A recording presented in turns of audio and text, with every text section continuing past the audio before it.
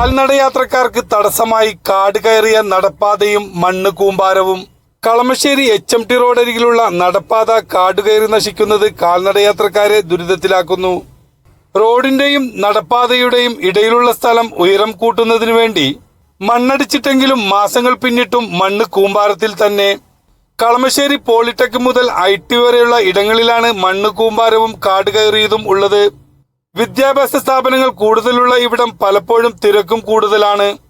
കാട്ടുപാതയായിട്ട് നാളുകളായിട്ടും ഇത് നന്നാക്കുന്നതിന് ബന്ധപ്പെട്ടവർ നടപടിയെടുക്കുന്നില്ലെന്ന് യാത്രക്കാർ പറയുന്നു.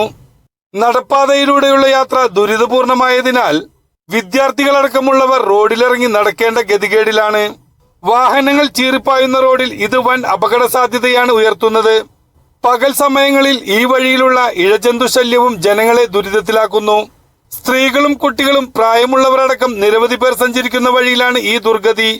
അടിയന്തരമായി ഈ കാര്യത്തിൽ ബന്ധപ്പെട്ടവർ നടപടിയെടുക്കണമെന്നാണ് ഈ വഴിയിലുള്ള സഞ്ചാരികളുടെ ആവശ്യം.